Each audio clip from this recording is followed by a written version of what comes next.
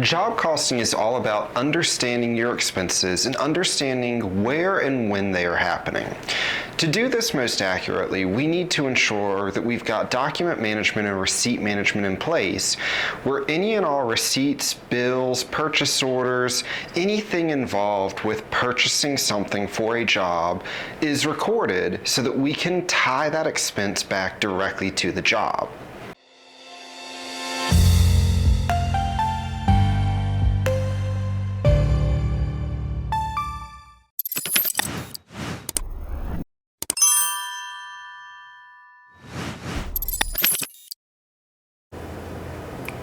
Outside of job costing, any business really should focus on document management and receipt management.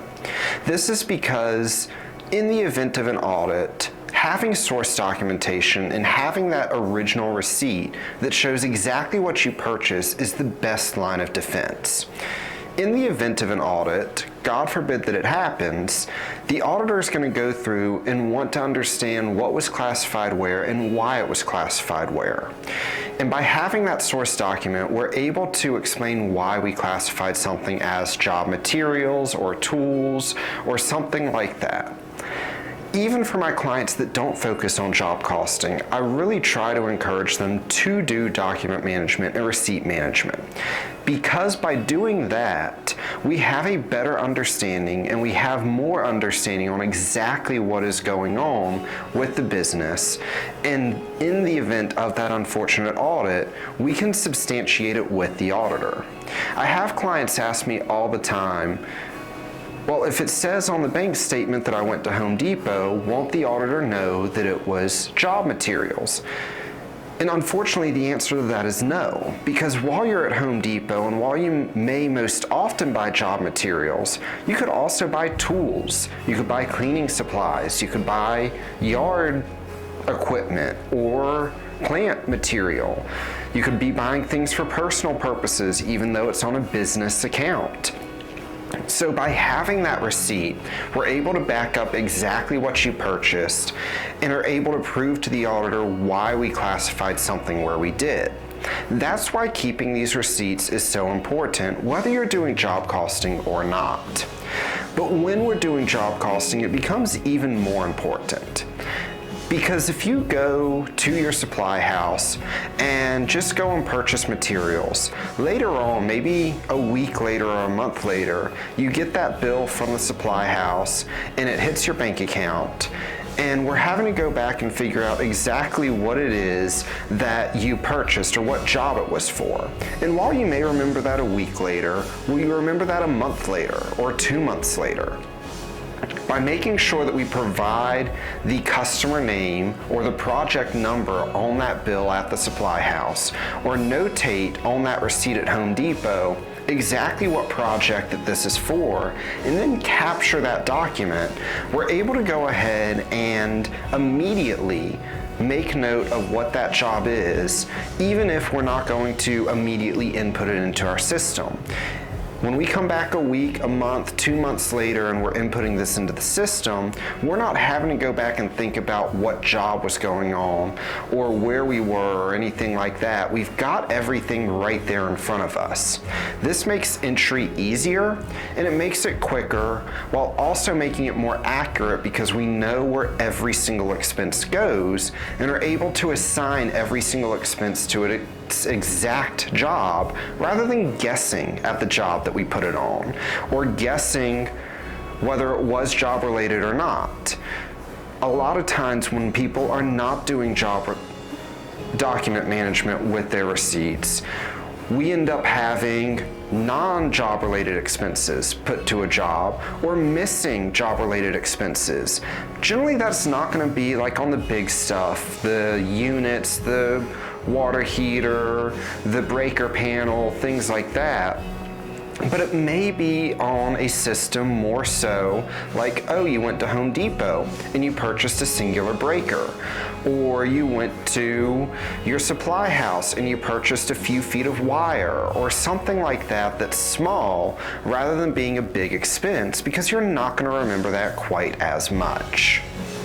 So So now that we understand why we want to have all this documentation, what really needs to be on our receipts or on our bills that we get from our vendors? Well, it really depends on your business. A lot of businesses that I work with will go ahead and assign each and every job a job number.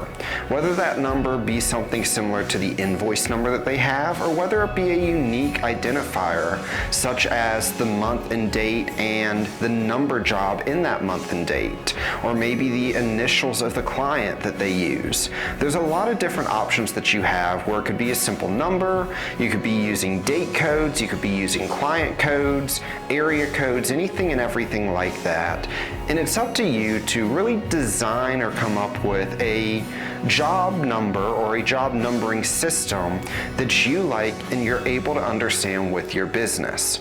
And when doing job costing, that is going to be very vital because that job number follows that job for scheduling purposes, for invoicing purposes, for documentation purposes, for receipt purposes, for entry purposes. That job number is the lifeblood, is the key to that entire job system. So creating that job number is going to be pretty major. Now, once we have a job numbering system in place, the next thing we're going to want to do is make sure on our purchase orders, on our bills, maybe even on our receipts, that we are providing that to the warehouse or we're writing that down before we capture that receipt or before that receipt is turned into the office. All of that is pretty vital to make sure that we can tie that receipt, that bill, that document back to our job. So if you have a job numbering system, we want to ensure that we've got that job number on there, or you may just use the customer name. Now, I personally prefer to encourage you to use a job number, as using the customer name, you could have multiple jobs going on for a customer at once, whether it be at multiple locations or whether it be multiple back-to-back jobs that are pretty close together, where you might get confused as to which job is going on based off of the name of the customer rather than a specific job number. In addition to having your job number, you want to make sure on the receipt that you can clearly see the date of the purchase and where you purchased it from, so that you can match it up to when it's physically hitting your bank account. If at all possible, you also want to have listed out exactly what you purchased. This is going to make it easier to A, record what you purchased and classify it correctly, and B, and more importantly, help to substantiate your expenses in the event of an audit. So ultimately, with your receipts, we want to make sure we have an identifier to tie it to the job, the date that it occurred, the place that it occurred, along with what it was that you purchased, allowing us to ultimately tie the expenses to the job, tie the expense to your bank account and when it happened, and tie the expenses directly to what it was you purchased to help you with substantiating everything. All of this is great information and should be put directly into your accounting system so that in the event of that audit, again, unfortunately they do happen and hopefully it doesn't happen, but in the event of the audit, you're not digging through boxes and boxes of receipts. You can go directly to that expense that's being questioned and provide the digitized version of that receipt to the auditor. Once we have all of those receipts and all of those documents, we want to ensure that you are going through and getting those, receiving those, getting those in your hand. And you could do those in multiple ways. Most common way is to have the guys turn in receipts at the end of the workday, end of the week, or end of the month to your office manager so that they can then go ahead and enter all the data into the system. This is definitely a good way to utilize everything and puts less work on the guys in the field. However, there's a high probability that a few receipts are going to get lost, a few receipts are going to get damaged, and we're not going to have all the detail or all the information that you need to record every single job. So I prefer to digitize receipts as quickly as possible. Next week in our video, we're actually going to cover digitizing those receipts and some different softwares that will help you with doing that. So I encourage you to come back and join us then.